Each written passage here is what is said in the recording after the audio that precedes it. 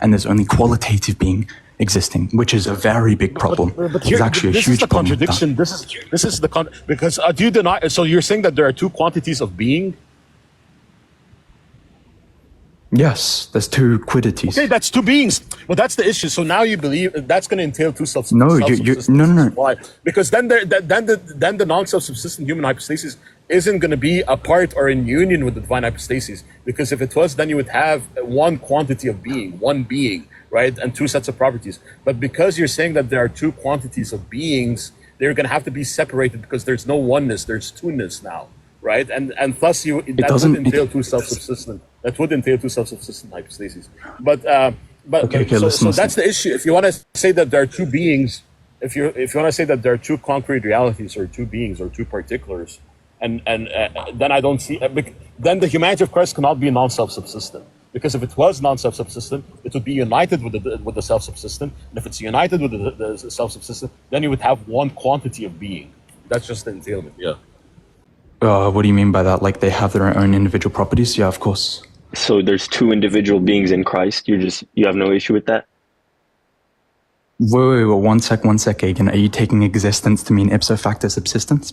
I didn't even say the word existence. That didn't come out of my mouth.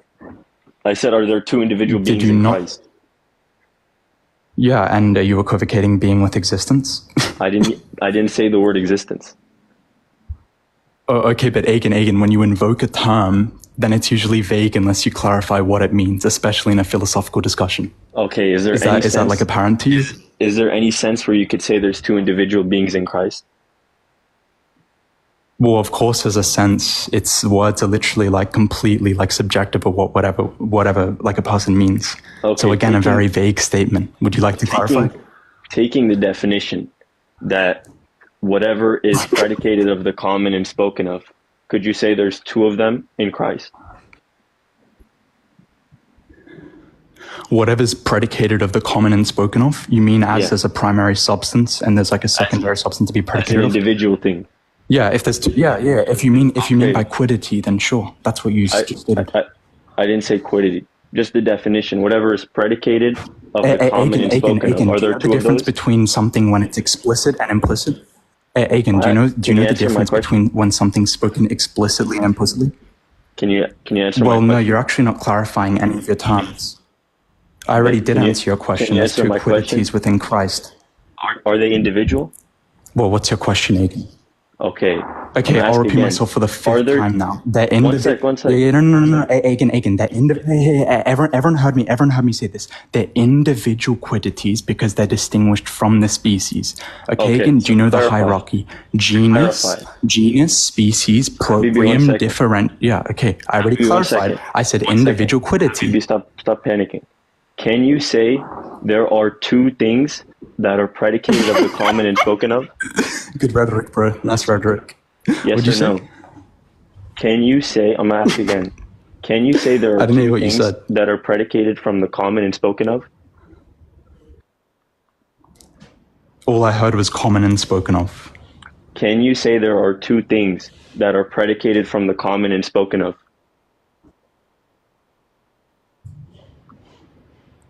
Well, if you mean like the secondary substance, then yes. But obviously, no, I'm not talking about secondary.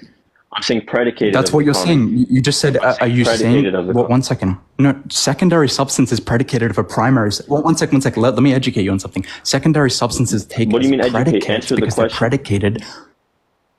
Can you say I already answered your question. Everyone's going to hear me predicated from the common and spoken of? Yes or no? Yes. I just gave you Cyril's definition of hypostasis. How do you feel? You just affirmed two hypostases. Wait, Agen, here, let's go through. Wait, Agen, one sec, don't run. Let's go, wait, Agen, don't run. Let's go through. You're the one saying Agen. In the third anathema. I gave you Cyril's definition of hypostasis. You just said yes to it. In the third anathema, there's two hypostases prior to the union. Agen, there's two hypostases prior to the union, okay? Let's go to this very simply. There's two hypostases prior to the union. Do you agree that the first hypostasis exists concretely in its individual subsistence? When he says there's two hypostases prior to the union, it's epistemological, not temporal. So this is why Severus will say he rejects that there's two concretized hypostases which then temporally unite. So when we speak of a convergence and I from accurately two represented his hypostases, position when I said he was united. when we speak of a union from two hypostases, it's epistemological. It's not temporal. So you affirm two hypostases. How do you feel? No, actually, 1 second, Agen. Two hypostases is invoked in two different sentences when you just said it, and you just proved my point. Does the second hypostasis lack manhood and concreteness? Again, when it's temporal, there is no human hypostasis. No. Answer the question. Wait, answer the question. Answer the question. Wait. Agen. Let's repeat it again. I'll hold you to the hands. Temporal, there is no human hypostasis. Don't run, Habibi. Don't run. Exactly. So it's not concrete, correct? It's not concrete. It's not concrete. Therefore, it's not concrete, correct? There is no human hypostasis. So I know. You can't argue that hypostasis has two meanings. Okay. That's fine. You just got busted. What do you mean that's fine? Well, 1 second. There is no human hypostasis temporally prior to the union for me to say it's abstract. Because you have two individual hypostases. Is there two? 1 second. I just got to call. Is there two hypostases prior to the union? Yes or no? That's all I want to hear. Epistemologically, not temporally. Epistemologically, there's two concrete things. Temporally, we don't even speak of two hypostases. I understand. So if you understand, then there's no two senses of hypostasis. Is the first hypostasis individually subsistent and concrete? There's only one hypostasis prior to the union temporally, two epistemologically. Agen, third anathema, is there plurality of hypostases or is there one hypostasis? Before the union, there's two epistemological hypostases. I did answer. Okay. So when you keep saying Agen, you keep saying epistemologically. Okay, I'm going through this with you. Is the first individually subsistent and concrete? Yes or no? Both are epistemologically. Both are concrete. Wait. So the second nature Epistemologically, prior to the union, there's two concrete things according to the defense of the 12 anathemas. I can give you the quote where he explains how they're both concrete epistemologically prior to the union. I understand your argument. Your argument is that prior to the union, there's going to be two hypostases. You're going to argue there's a sense in which the human one is abstract. You're cutting out a lot. We don't believe there's two hypostases prior to the union temporally. We believe there's two hypostases prior to the union epistemologically, and Agen, I didn't say that temporally. Hey, Agen. When something's not concrete, it's not spatial. I saw your discussion. No, I'm not. No. Agen, it's implied. Fanatic Cobb, don't try to take it back. It's implied when someone says, yeah. And fanatic Coptics got more of a brain than you because you're a dimwit. Because if you actually knew anything, when you don't talk concretely, you're not taking these objects. You're not taking these objects to be spatial or temporal. Again, prior to the union. So let's try this again. Let's try this again.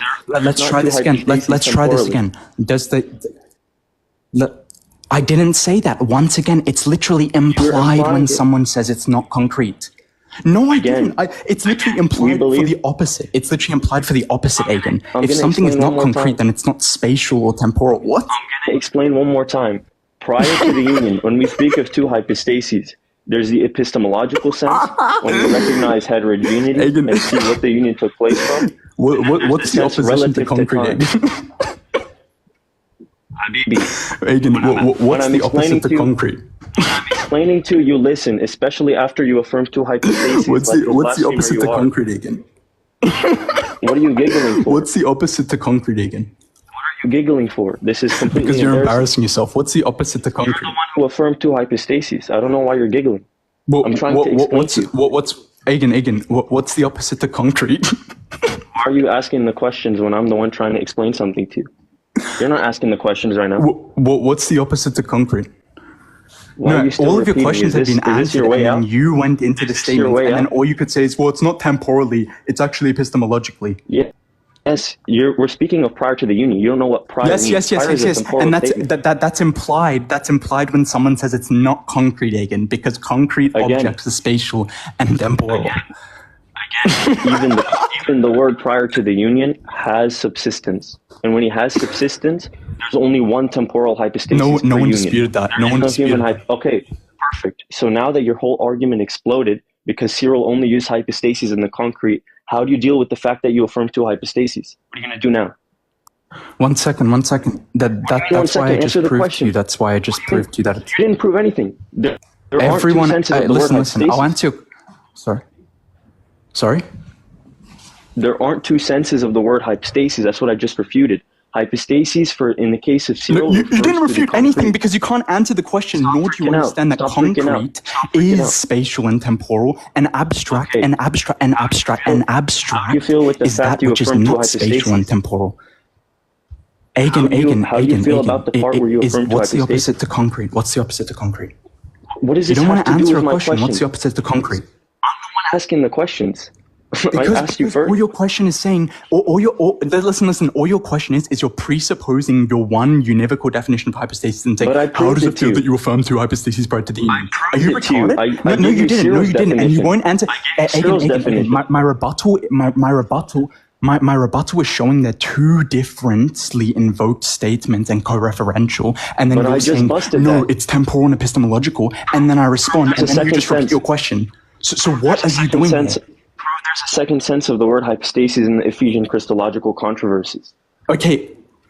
I'll do that very simply. If you'd actually answer any of the questions. Can you answer some of the questions?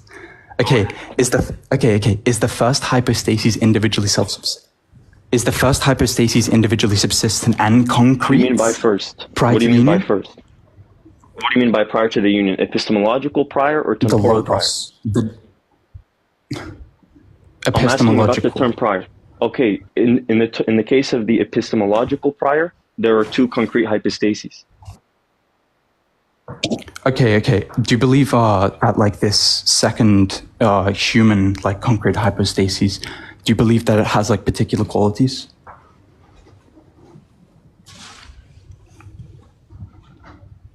Hello? Can you repeat your question? And by epistemological, do you believe that... Sorry? Hello? Yeah, we can hear you again. We can hear you. Can you guys hear Wayne? I can't hear Wayne. He's not speaking. Hello, I just answered there's two hypostases that are concrete epistemologically. Hello, I'm speaking. Hello. Hello, I can hear you. Can you hear me? Maybe he's pretending. Yeah, I'm there. Maybe he's pretending not to hear us or something. No, I'm here. You're cutting out though because your connection is bad and everyone can literally see it. There's two concrete hypostases epistemologically. What? You literally didn't answer my question. You paused your screen and then you went off. Epistemologically. Your first question. That was my answer. There's two concrete hypostases epistemologically. What was your other question? Okay. Does this like second human nature... Oh, actually, first of all, it's better to clarify. By epistemologically, do you just mean like in like some sort of abstract sense? By epistemologically, I mean we're viewing of the two concrete things which entered into a henosis. That's what I mean. Wait, did you just say it's an object of perception? I'll give you an example. Whenever we locate any composite with opposing predicates, our mind is informed about the opposing predicates that they could not belong to a homogeneous thing. So because of that, our mind creates for itself epinoia and theoria, so it is technically in the mind, two concrete hypostases, or the understanding that they're concrete, individual, particular.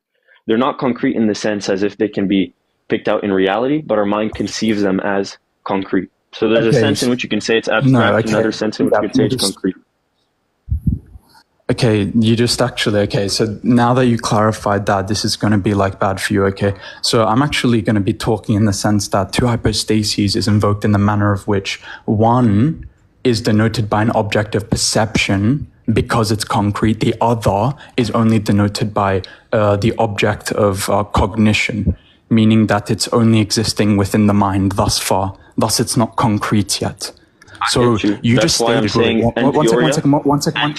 Conceiving of two. Agen, 1 second. Okay. Do you agree that in theoria, to like know these like particular things, you need to have this like perception of the thing first? Like you need to be the onlooker, right? At the composite thing, you view the composite thing and then understand the two things.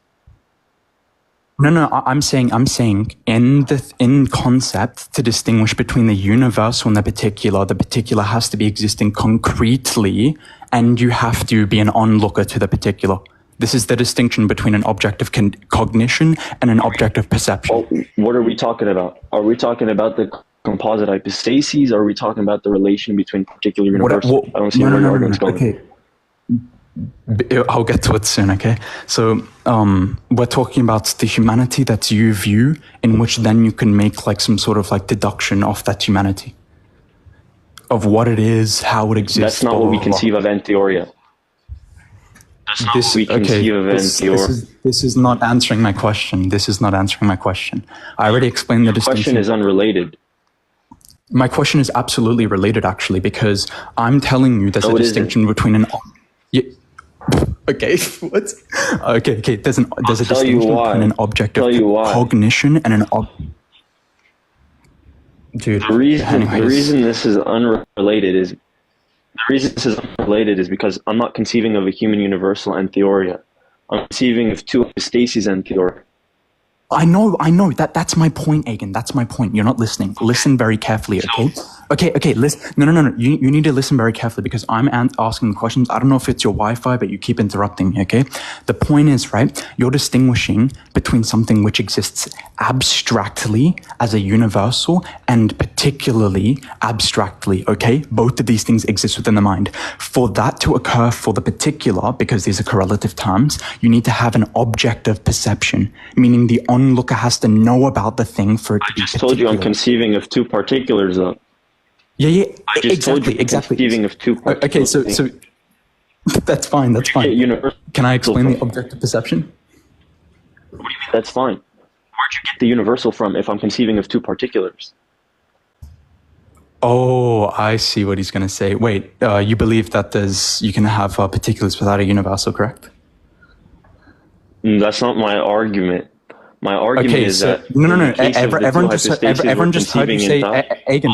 Everyone just heard. No. One second. I don't need to let you speak because you spoke enough. What do you mean you don't need to let me speak? What do you mean? What is this? Yo, what? Because I can respond to you already. Disingenuous.